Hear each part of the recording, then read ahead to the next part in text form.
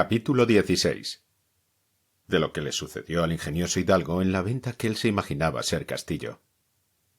El ventero, que vio a don Quijote atravesado en el asno, preguntó a Sancho qué mal traía. Sancho le respondió que no era nada, sino que había dado una caída de una peña abajo y que venía algo brumadas las costillas. Tenía el ventero por mujer a una no de la condición que suelen tener las de semejante trato, porque naturalmente era caritativa y se dolía de las calamidades de sus prójimos, y así acudió luego a curar a don Quijote y hizo que una hija suya doncella, muchacha y de muy joven parecer, la ayudase a curar a su huésped. Servía en la venta asimismo una moza asturiana, ancha de cara, llana de cogote, de nariz roma, del un ojo tuerta y del otro no muy sana. Verdad es que la gallardía del cuerpo suplía las demás faltas. No tenía 7 palmos de los pies a la cabeza, y las espaldas, que algún tanto le cargaban, la hacía mirar al suelo más de lo que ella quisiera. Esta gentil moza, pues, ayudó a la doncella, y las dos hicieron una muy mala cama a don Quijote en un camaranchón que en otros tiempos daba manifiestos indicios que había servido de pajar muchos años, en la cual también alojaba un arriero, que tenía su cama hecha un poco más allá de la de nuestro don Quijote, y, aunque era de las enjalmas y mantas de sus machos, hacía mucha ventaja la de don Quijote, que sólo contenía 4 mal lisas tablas sobre 2 no muy iguales bancos, y un colchón que en lo sutil parecía colcha, lleno de bodoques que, a no mostrar que eran de lana por algunas roturas, al tiento en la dureza semejaban de guijarro, y 2 sábanas hechas de cuero de adarga, y una frazada cuyos hilos, si se quisieran contar, no se perdiera uno solo de la cuenta. En esa maldita cama se acostó don Quijote, y luego la ventera y su hija le emplastaron de arriba abajo, alumbrándoles Maritornes, que así se llamaba la asturiana. Y como Albiznache viese la ventera tan acardenado a partes a don Quijote, dijo que aquello más parecían golpes que caída. No fueron golpes, dijo Sancho, sino que la peña tenía muchos picos y tropezones, y que cada uno había hecho su cardenal. Y también le dijo: haga vuestra merced, señora, de manera que queden algunas estopas, que no faltará quien las haya menester, que también me duelen a mí un poco los lomos. De esa manera, respondió la ventera, también debisteis vos de caer. No caí, dijo Sancho Panza, sino que, del sobresalto que tomé de ver caer a mi amo, de tal manera me duele a mí el cuerpo, que me parece que me han dado 1000 palos. Bien podrá ser eso, dijo la doncella, que a mí me ha acontecido muchas veces soñar que caía de una torre abajo y que nunca acababa de llegar al suelo, y cuando despertaba del sueño, hallarme tan molida y quebrantada como si verdaderamente hubiera caído. Ahí está el toque, señora, respondió Sancho Panza, que yo, sin soñar nada, sino estando más despierto que ahora estoy, me hallo con pocos menos cardenales que mi señor don Quijote. ¿Cómo se llama ese caballero? Preguntó la asturiana Maritornes. Don Quijote de la Mancha, respondió Sancho Panza, y es caballero aventurero, y de los mejores y más fuertes que de luengos tiempos acá se han visto en el mundo. ¿Qué es caballero aventurero? Replicó la moza. ¿Tan nueva sois en el mundo que no lo sabéis vos? Respondió Sancho Panza. Pues sabed, hermana mía, que caballero aventurero es una cosa que en 2 palabras se ve apaleado y emperador. Hoy está la más desdichada criatura del mundo y la más menesterosa, y mañana tendría 2 o 3 coronas de reinos que dar a su escudero. Pues, como vos, siéndolo de este tan buen señor, dijo la ventera, no tenéis, a lo que parece, siquiera algún condado. Aún es temprano, respondió Sancho, porque no ha sido un mes que andamos buscando las aventuras, y hasta ahora no hemos topado con ninguna que lo sea. Y tal vez hay que se busca una cosa y se halla otra. Verdad es que si mi señor don Quijote sana esta herida, o caída, y yo no quedo contrahecho de ella, no trocaría mis esperanzas con el mejor título de España. Todas estas pláticas estaba escuchando muy atento don Quijote, y sentándose en el lecho como pudo, tomando de la mano a la ventera, le dijo: creedme, hermosa señora, que os podéis llamar venturosa por haber alojado en este vuestro castillo a mi persona, que es tal, que si yo no la alabo, es por lo que suele decirse, que la alabanza propia envilece. Pero mi escudero os dirá quién soy. Solo os digo que tendré eternamente escrita en mi memoria el servicio que me habedes fecho, para agradecéroslo mientras la vida me durare. Y pluguiera a los altos cielos que el amor no me tuviera tan rendido y tan sujeto a sus leyes, y los ojos de aquella hermosa ingrata que digo entre mis dientes, que los de esta fermosa doncella fueron señores de mi libertad.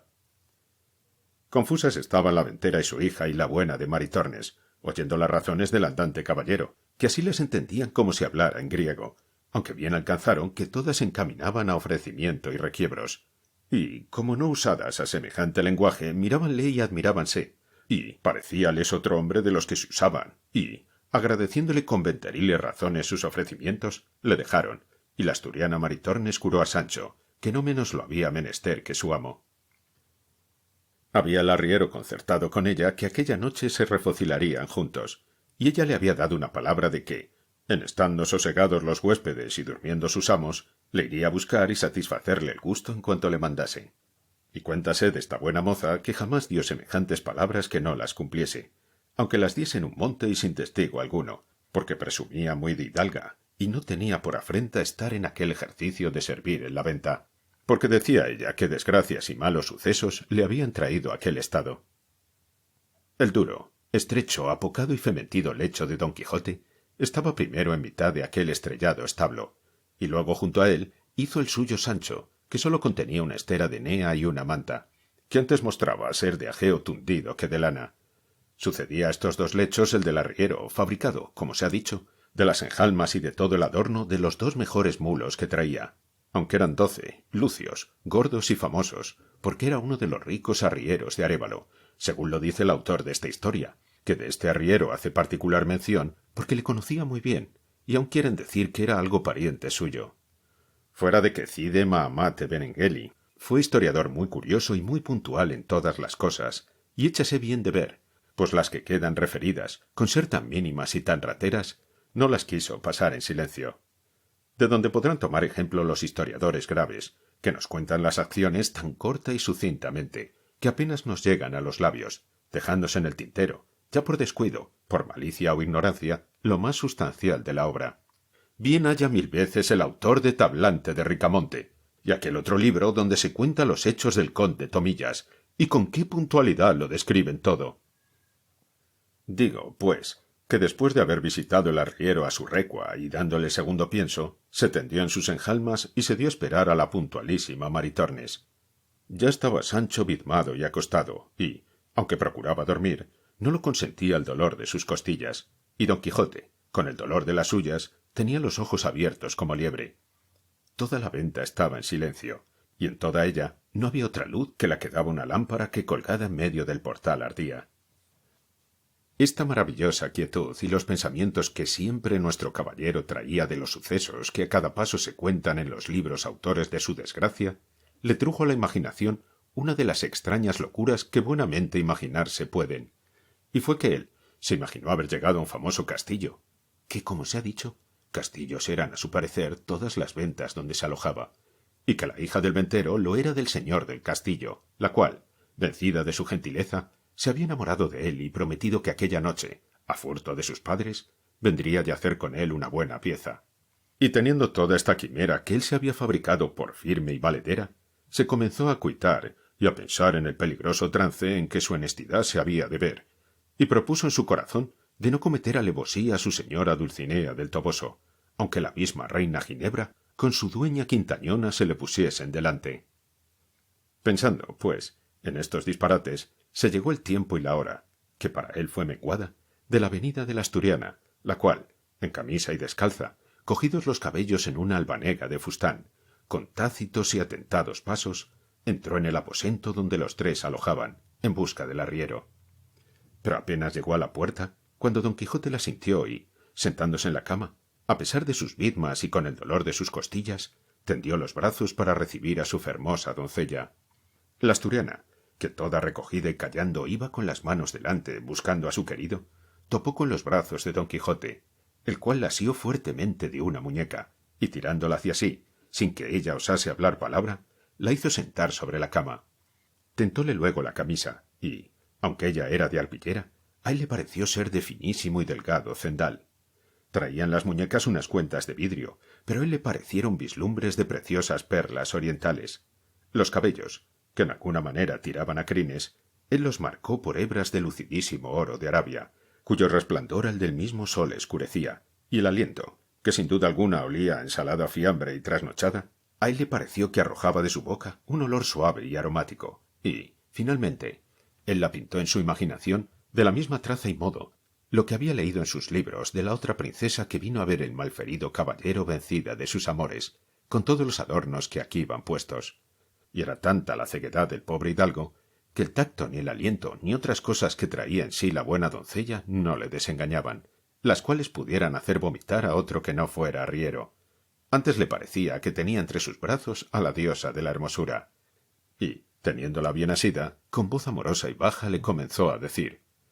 «Quisiera hallarme en términos, fermosa y alta señora, de poder pagar tamaña merced como la que con la vista de vuestra gran fermosura me habedes fecho. Pero ha querido la fortuna, que no se cansa en perseguir a los buenos, ponerme en este lecho, donde yago tan molido y quebrantado, que aunque de mi voluntad quisiera satisfacer a la vuestra, fuera imposible.